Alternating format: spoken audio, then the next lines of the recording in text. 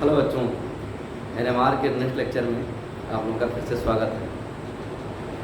पिछले लेक्चर में हम लोगों ने न्यूक्लियस के अंदर क्या चल रहा है इन सारी बातों को समझने की कोशिश किए थे, जिसमें मुख्य रूप से nuclear quantum number, nuclear spin state और न्यूक्लियस के मोशन के पैटर्न को समझा था। अब आज से हम एक तरह से कहें कि एनएमआर की शुरुआत करते हैं। एनएमआर की शुरुआत करने से पहले आपको ये जानना आवश्यक था कि जो न्यूक्लियस हैं उनसे कैसे मैग्नेटिक फील्ड प्रोड्यूस होती है। इन सारी बातों को समझना जरूरी है, इसको आप ऑलरेडी समझ चुके हो। अब इसके बाद हम लोग आ जाते हैं principle of nuclear magnetic resonance. Nuclear magnetic resonance के बीच प्रिंसिपल क्या है, कौन सा सिद्धांत वर्क करता है या कैसे होता है। पिछले लेक्चर में मैंने इसको डिटेल में समझाने की कोशिश किया था। एक बार फिर से इसको हम थोड़ा सा ब्रीफली डिस्कस कर लेते हैं और जो चीज़ें लिखी गई हैं पहले से बोर्ड पे उसको भी एक बार उस पर नज़र डाल लेंगे, उसको समझ लेंगे।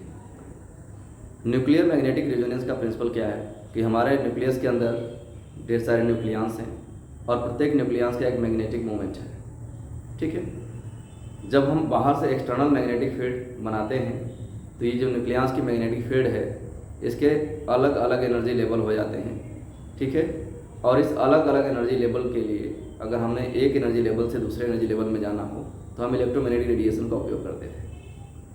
तो जो प्रिंसिपल है यहाँ पे न्यूक्लियर मैग्नेटिक रेजोनेंस का, न्यूक्लियर मैग्नेटिक रेजोनेंस के प्रिंसिपल में क्या है कि जब हमारे पास कोई न्यूक्लियस हो जिस पे एक्सटर्नल मैग्नेटिक फील्ड अप्लाई की गई हो, उस न्यूक्लियस के मैग्नेटिक मूवमेंट का किसी बाहर से आ रहे इलेक्ट्रोमैग्नेटिक रेडिएशन के साथ जो इंट्रैक्शन हो रहा है, इस इंट्रैक्शन की वजह से जो न्यूक्लियस है उस पर क्या हो रहा है, रेजोनेंस हो रहा है। और इसी को हम क्या बोलते हैं, न्यूक्लियर मैग्नेटिक रेजोनेंस बोलते हैं। ठीक है, रेजोनेंस कैसे होता था पिछले लेक्चर में हमने बेहतर तरीके से समझाने की कोशिश किया था। ठीक है, ठीक है, तो एक बार हम लोग लाइन टू लाइन यहाँ पे चेक कर लेते हैं, देख लेते हैं। ठीक है, the nucleus of hydrogen atom behaves as a spinning bar magnet. अब चूंकि हमने पहले ही बताया था कि हमको प्रोटॉन मैग्नेटिक रेजोनेंस पढ़ना है, तो प्रोटॉन मैग्नेटिक रेजोनेंस में हाइड्रोजन का न्यूक्लियस लेते हैं जिसमें केवल एक ही प्रोटॉन है। तो ये करके जो हाइड्रोजन एटम का जो प्रोटॉन है वो कैसा करता है, मैग्नेट की तरह व्यवहार करता है। सिंपल मैग्नेट, जिसको आप बार मैग्नेट बोलते हैं, उसकी तरह व्यवहार करता है। Because it possess both electric and magnetic field, क्योंकि इसके पास इलेक्ट्रिक फील्ड और मैग्नेटिक फील्ड दोनों होती है। The nucleus of hydrogen atom यानी कि proton generates a magnetic field. हमारे पास प्रोटॉन में क्या है, पॉजिटिव चार्ज है, पॉजिटिव चार्ज स्पिन कर रहा है, उसके स्पिन मोशन की वजह से क्या होता है, एक तरह के मैग्नेटिक फील्ड ये जनरेट करता है। इसलिए जो प्रोटॉन है हमारा या हाइड्रोजन एटम का जो न्यूक्लियस है वो एक तरह से बार मैग्नेट की तरह व्यवहार करता है। अब हम एनएमआर कैसे कहेंगे, the nuclear magnetic resonance NMR involve the interaction between an oscillating magnetic field of electromagnetic radiation and magnetic energy of proton. ठीक है, जो न्यूक्लियर मैग्नेटिक रेजोनेंस क्या है, यह इलेक्ट्रोमैग्नेटिक रेडिएशन का जो मैग्नेटिक एनर्जी है और जो मैग्नेटिक फील्ड बना है हमारे प्रोटॉन के द्वारा, इन दोनों के बीच जो इंट्रैक्शन हो रहा है इसी को हम क्या कहते हैं, न्यूक्लियर मैग्नेटिक रेजोनेंस कहते हैं। तो एक है nuclear magnetic resonance involves, nuclear magnetic resonance में होता है, क्या होता है, the interaction between oscillating magnetic field of electromagnetic radiation. Electromagnetic radiation के फील्ड जो कि ऑसिलेट करते हुए आती है कहाँ पे, हमारे न्यूक्लियस के द्वारा जो मैग्नेटिक फील्ड बनी हुई है, यानी कि जिसको हम प्रोटॉन बोल रहे हैं, प्रोटॉन की जो मैग्नेटिक फील्ड है उससे क्या होता है, उसका इंटरेक्शन होता है।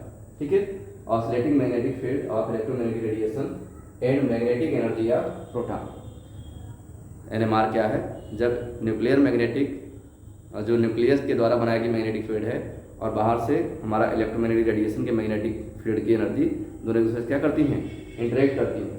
When these are placed in an external magnetic field, जब हमारा प्रोटॉन कहाँ रखा हो, किसी एक्सटर्नल मैग्नेटिक फील्ड में।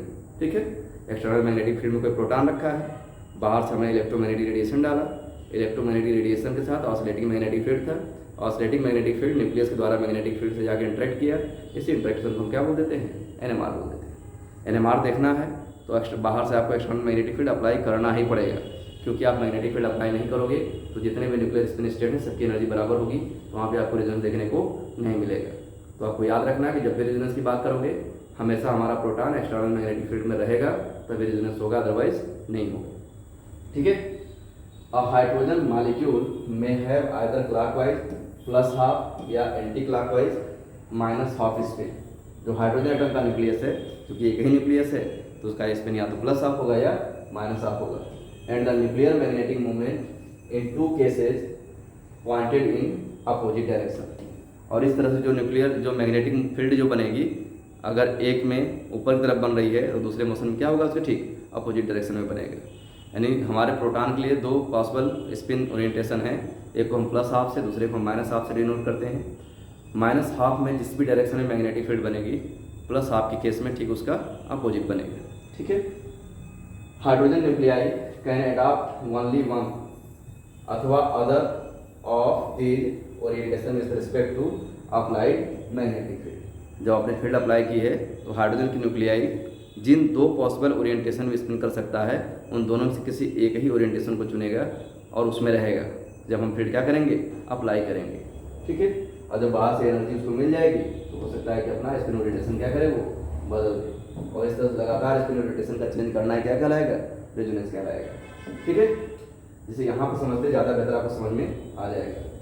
The spin state plus half have lower energy because it is aligned with applied magnetic field. जो हाइड्रोजन का प्लस हाफ मैग्नेटिक फील्ड है, प्लस हाफ का मतलब हमें मानते हैं कि इसके द्वारा जो मैग्नेटिक फील्ड बनेगी वो अप्लाइड फील्ड के क्या होगी, साथ जाएगी। Field while the other spin state minus half have higher energy because it become against to the applied magnetic field. जो माइनस हाफ है, माइनस हाफ में हम स्पिन हमेशा अप्लाइड फील्ड के अगेंस्ट देखते हैं, और अगेंस्ट वाले क्या होगा, ज़्यादा एनर्जी का स्टेट होगा। ठीक है। यानी कि हमारा जो प्रोटॉन है, जो प्लस हाफ माइनस हाफ दो स्पिन स्टेट उसके हैं, दो डिफरेंट स्पिन में वो रह सकता है स्पिन स्टेट में, या दो डिफरेंट प्रकार के स्पिन कर सकता है। तो अगर एक्सटर्नल फील्ड ना हो, तो एक्सटर्नल फील्ड नहीं होगा तो क्या होगा, एक्सटर्नल फील्ड ना होने की स्थिति में दोनों स्टेट में से किसी में घूमने कोई फर्क नहीं पड़ता। लेकिन जब आपने फील्ड अप्लाई कर दिया है तो प्लस हाफ हम उस वाले डायरेक्शन में मूवमेंट को कहेंगे, उस मैग्नेटिक फील्ड को कहेंगे जो अप्लाइड फील्ड के साथ हो, और माइनस हाफ का मतलब क्या हुआ, अप्लाइड फील्ड के अगेंस्ट मैग्नेटिक फील्ड बन रही है।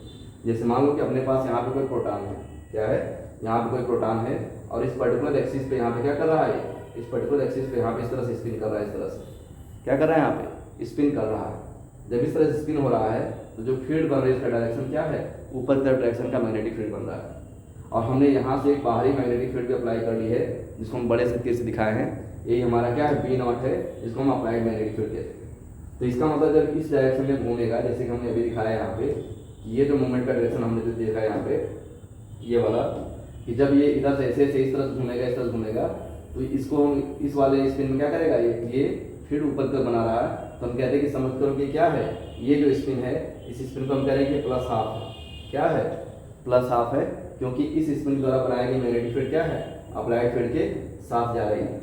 लेकिन वही अगर ये नीचे आकर के इसका उल्टा स्पिन करने लगे, ठीक है, इसका नीचे आ जाइए और नीचे से आगे क्या करे, इसका यहाँ से नीचे से आगे उल्टा स्पिन करने लगे यहाँ पे, तो अब फील्ड कहाँ बनेगी, फील्ड अब फील्ड इसकी नीचे की ओर बनेगी।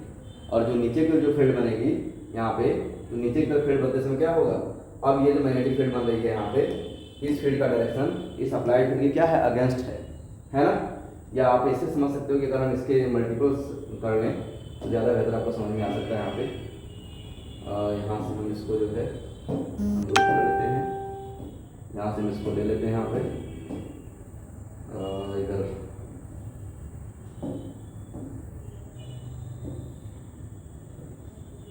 यहाँ पे ले लिया, यहाँ से ये बना दिया।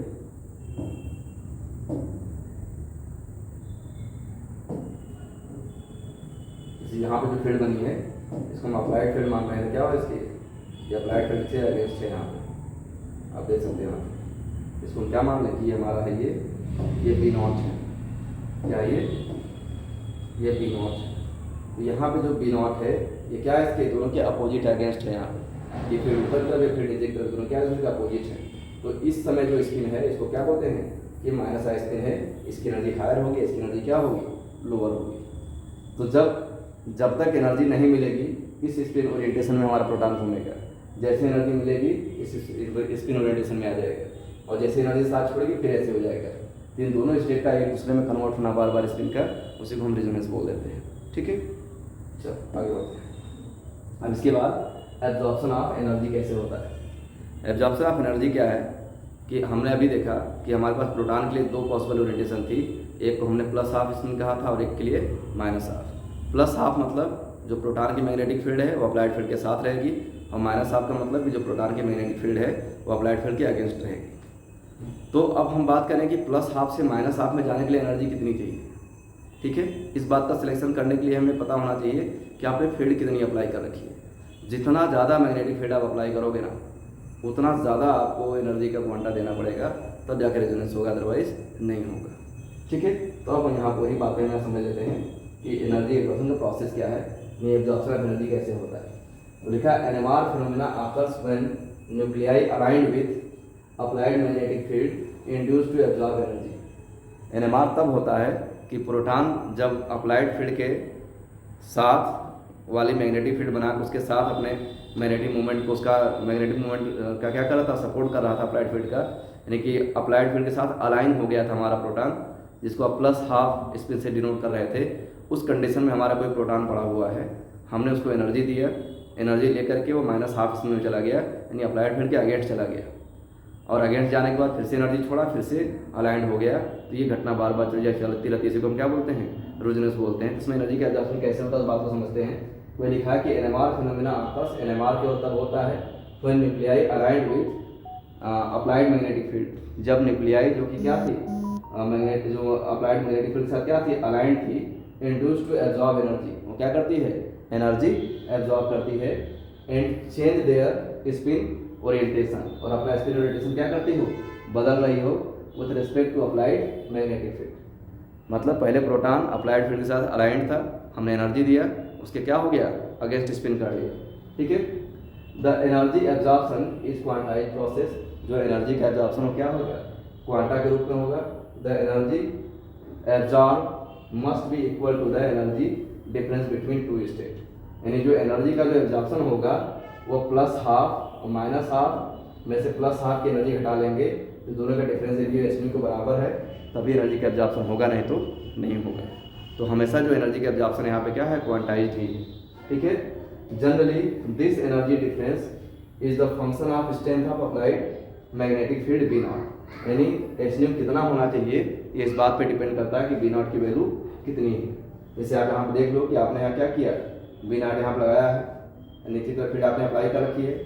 जब कोई फील्ड ना हो तो ये दो स्पिन ओरिएंटेशन की एनर्जी लगभग बराबर होती है, लेकिन जब आपने फील्ड क्या कर दिया, अप्लाई कर दिया, तो प्लस हाफ वाला क्या होता है, इसकी एनर्जी घट जाती है, क्योंकि ये अप्लाइड फील्ड के साथ है, यानी नीचे की तरफ मैग्नेटिक फील्ड बनाया यहाँ पर मैंने दिखाया है, ये अप्लाइड फील्ड के साथ है यहाँ पे।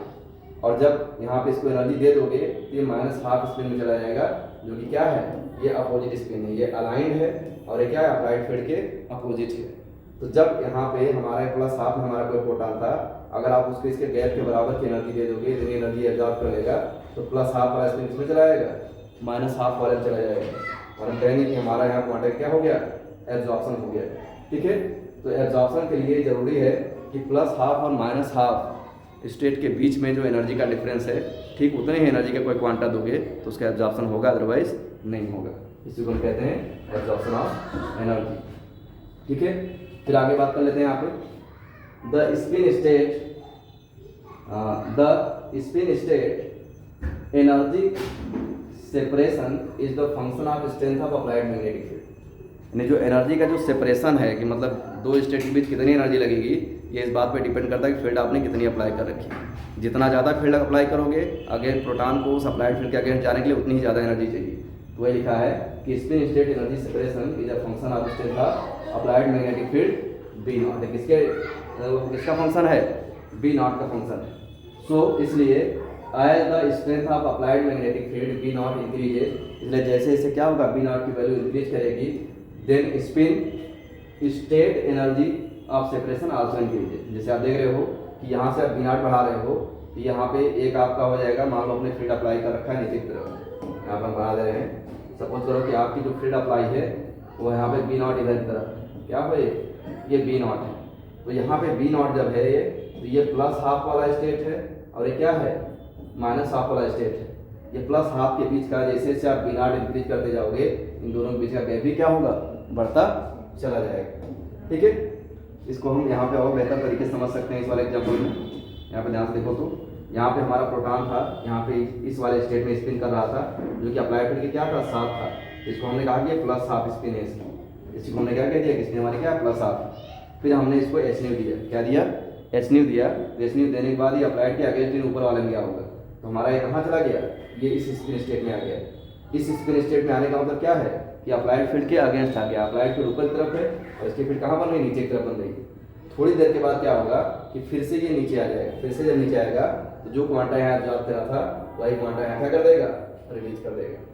नीचे वाले प्लस हाफ को हमने कहा है ग्राउंड स्टेट और ऊपर माइनस वाले को हमने क्या कहा है, एक्साइटेड स्टेट। तो यहाँ से जब एनर्जी मिली तो ग्राउंड से आया एक्साइटेड स्टेट में, और जब फिर डी एक्साइटेड हुआ तो फिर से ग्राउंड स्टेट में आया और इसने क्या कर दिया, रिलीज कर दिया। तो यह हो जाएगा एनर्जी एब्जॉर्प्शन का प्रोसेस। और आपने देख लिया कि यहाँ अप्लाइड फील्ड के बढ़ने पे दोनों के बीच गैप बढ़ता जा रहा है। तो आपसे कोई पूछे कि कितने जो एनर्जी ऑफ क्वांटा जो एब्जॉर्ब हो रहा है, कि जो भी क्वांटा है जिस भी पर्टिकुलर एनर्जी के एब्जॉर्ब हो रहा है उसकी एनर्जी कितनी होनी चाहिए, तो आप कहोगे कि आपने अप्लाइड मैग्नेटिक फील्ड कितनी रखी हुई है। जितना ज़्यादा अप्लाइड मैग्नेटिक फील्ड रखोगे उतना ज़्यादा एनर्जी का क्वांटा आपको देना पड़ जाएगा रेजोनेंस के लिए। लिखा है the stronger the applied magnetic field B naught then greater the energy difference between the possible spin state. यानी डेल्टा ई जो है ये फंक्शन है किसका है, बी नॉट का है। क्या है, बी नॉट का है। अब और किन किन चीज़ों पे एनर्जी की डिपेंडेंसी है, उन सभी डिपेंडेंसी को यहाँ पे एक एक करके रख दें तो हमारा एनर्जी के लिए एक रिलेशन बन जाएगा। तो देखते हैं यहाँ पे the magnitude of energy level separation also depends upon particular nuclei involve. जो एनर्जी का सेपरेशन है ये इस बात पे भी डिपेंड करता है कि कौन सी न्यूक्लियाई में आप रेजोनेंस कराने जा रहे हैं।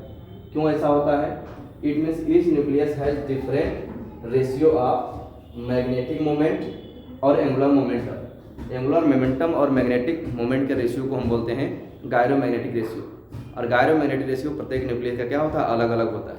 और गायरोमैग्नेटिक रेशियो पे भी डिपेंड करता है कि एब्जॉर्प्शन कितने एनर्जी पे होगा। इसलिए प्रत्येक न्यूक्लियाई के केस में एनर्जी का एब्जॉर्प्शन का जो स्ट्रेंथ होगा अप्लाइड मैग्नेटिक फील्ड जो अप्लाई करोगे वो अलग अलग लगेगा। तो वही कह रहे हैं it means each molecule has different ratio of magnetic moment to angular momentum. Magnetic moment और एंगुलर मोमेंटम का रेशियो क्या होता है, सबका अलग होता है। Because each nucleus has different charge and mass, क्योंकि प्रत्येक न्यूक्लियस का चार्ज और मास क्या है, डिफरेंट है। दिस रेशियो इज कॉल्ड, इसको बोलते हैं मैग्नेटोगायरिक रेशियो या gyromagnetic ratio, which is denoted by gamma. इसको किससे डिनोट करते हैं, गामा से डिनोट करते हैं। Which is constant for each molecule, जो कि प्रत्येक ईच न्यूक्लियाई कह सकते हो, प्रत्येक न्यूक्लियस के लिए क्या होता है, ये कांस्टेंट होता है। Determines energy dependence on the magnetic field, और मैग्नेटिक फील्ड पे कितनी इसकी डिपेंडेंसी है उस बात को डिफाइन करता है। सो इसलिए इक्वेशन में भी रिटर्न है, तो हम कह सकते हैं डेल्टा जी है वो गामा इंटू बी नॉट का फंक्शन है। इसका है गामा इंटू बी नॉट का फंक्शन है। अब यहाँ पे जो एंगुलर मोमेंटम है न्यूक्लियस का वो क्या है, क्वांटाइज्ड है। वो किसके रूप में है, h/2 पाई के टर्म में बदलता है, या मोमेंटम में जो चेंज आता है h/2 पाई के टर्म में आता है। तो हम इसको सीधे मल्टीप्लाई यहाँ से अगर इस पर इस क्वांटाइज वैल्यू से सीधे मल्टीप्लाई कर दें तो ये इक्वलाइज हो जाएगा। तो ये इक्वल टू हो जाएगा gamma into h/2 pi B naught equal to h हो जाएगा। अगर यहाँ से न्यू निकालना हो तो न्यू की वैल्यू इतनी आ जाएगी। ठीक है, तो इस तरह से आप किस पर्टिकुलर, यदि आपको यहाँ पे देखो, अगर आपको अप्लाइड फील्ड पता है और जिस न्यूक्लियस के लिए आप निकाल रहे हो उसका गामा पता है, तो किस फ्रीक्वेंसी पे एब्जॉर्प्शन होगा उस फ्रीक्वेंसी को आप यहाँ से कैलकुलेट कर सकते हो। ठीक है, तो इस तरीके से कोई भी रिजोनेंस कितने फ्रीक्वेंसी के इलेक्ट्रोमैग्नेटिक रेडिएशन पे होगा आप यहाँ से आराम से कर सकते हो। इसके बाद टर्म आता है न्यूक्लियर सीडिंग, डिसीडिंग और पोजीशन ऑफ सिग्नल। इसको हम लोग नेक्स्ट लेक्चर में देखेंगे। आज के लिए इतना ही। Thank you everybody.